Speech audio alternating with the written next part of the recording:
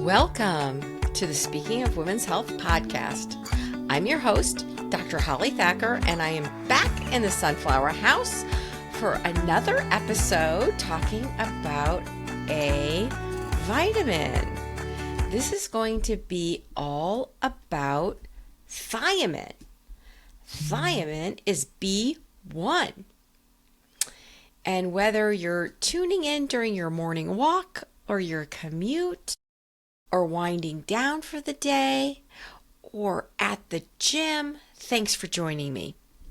Today, I'm going to dive into a topic that doesn't really get the spotlight it deserves, thiamine, known as B1. And I'll explore what thiamine is and why your body needs it, which foods are rich in it, and why you might need to consider supplementation. So let's get started. What is thiamine? Well, it is a vitamin, something our body cannot make. Thiamine's other designation is B1. We have B1, we have B2, B3, B6, B7, B9, B12. We have lots of Bs. And all the Bs are water soluble. And they're essential for your body's energy production and nervous system health. Because it's water soluble, your body can't store it. It's not fat soluble like vitamin A. So you'll need a regular intake through food and potentially supplement. You might want to think about thiamine as a spark plug for your body and metabolism because it helps convert food that you eat, particularly carbohydrates, into energy that your body can use. Without it, your cells don't function optimally. So here are just a few of the key roles that thiamine plays. In terms of energy production, and we all want good energy, it helps your cells turn the carbohydrates into actual usable energy, which is important for your brain and your central nervous system, as well as your peripheral nervous system. In terms of nerve function, thiamine supports healthy nerve signaling and helps maintain the integrity of your nervous system. Muscle function, it plays a role in muscle contraction and coordination. Heart health, thiamine is involved in maintaining proper heart functions. Luckily, thiamine's found in a wide variety of foods, and some excellent sources include whole grains, some fortified products like breads and cereals and pasta, rice and flour, legumes like black beans, which are good for the brain, and lentils, seafood and meats. So many people don't get enough omega-3s, so salmon's a great source, mussels, pork. Pork actually also has K2 or M7. Not a lot of foods have that. That helps get the calcium into your bones and not your heart arteries. Nuts and seeds, macadamia nuts. Who doesn't love those macadamia nuts from Hawaii? Oh, they're so rich. All you need is just a couple.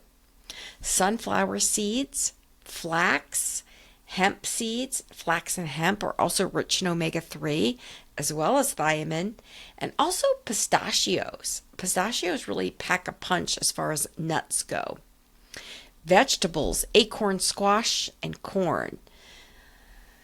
And there's so many fun things to do with squash, and we have a lot of great recipes on our website that if you haven't checked out, go to speakingofwomenshealth.com. Other sources, wheat germ, eggs, yogurt. My son, who's sometimes a guest on this podcast, he still has memories of me ruining his peanut butter and jelly sandwiches because I would sprinkle wheat germ on the peanut butter just for extra nutrition because he was growing so fast. He didn't really appreciate that. And yogurt, is great for healthy lactobacillus. There's so many good things you can add to yogurt like berries and flax, walnuts, things to really boost the nutritional content, including the omega-3s. So if you're eating a balanced diet with whole foods, you're likely getting enough thiamine. How much thiamine do you need? Well, for most adults, the recommended daily allowance for women is 1.1 milligrams. For men, it's 1.2 milligrams, and pregnant and breastfeeding women do need slightly more. And it's really best to get your nutrients from food, but supplements can help if your diet is lacking or you simply have increased needs.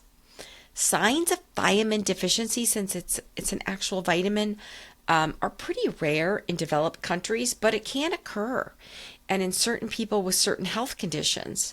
Symptoms of thiamine deficiency are fatigue and weakness, irritability or mood changes, memory problems, confusion, nausea, vomiting, loss of appetite, even blurry vision, or if it progresses, paresthesias or numbness or tingling in the arms and legs.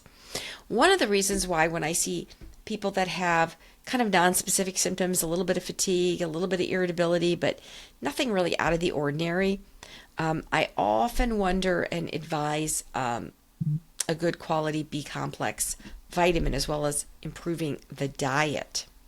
So conditions that increase your risk include alcohol dependence. We did a podcast in season 3 all about alcohol. Thiamine is given many times when people are hospitalized for alcohol withdrawal. Eating disorders, overactive hyperthyroidism, liver disease, chronic diarrhea can lower thiamine levels, and weight loss surgery and rapid weight loss with some of these potent weight loss medicines. And if it's untreated, thiamine deficiency can lead to really serious consequences like Wernicke's encephalopathy or beriberi, which can affect the brain and heart. And that's why it's important to speak to your physician or your healthcare clinician if you suspect a deficiency. Now, most thiamine supplements most B complexes and multiple vitamins do include some thiamine. But there are some cases where your doctor may recommend additional thiamine. And the most common reason I recommend extra thiamine, even up to 100 milligrams, 100 times the RDA, is it does seem to help with menstrual cramps and also certain neurologic symptoms. But before starting any supplement, you should consult with your healthcare team to help determine the right dosage and check for interactions with anything else that you may be taking. So thiamine, B1, thanks for joining me and listening to this podcast. If you enjoyed it, please give us a 5-star rating. You can share it. Be sure to subscribe if you don't already subscribe. And we're also on YouTube and Rumble when I have guests, if you want to see the guests that I'm interviewing. We're happy that you're with us, and we hope this discussion helps shed some light on the importance of thiamine and B1 and how you can help support your health through great nutrition and supplementation. So this podcast is free, and it's a great way to stay informed and empowered. Until next time, we'll see you again in the Sunflower House. Remember, be strong, be healthy, and be in charge.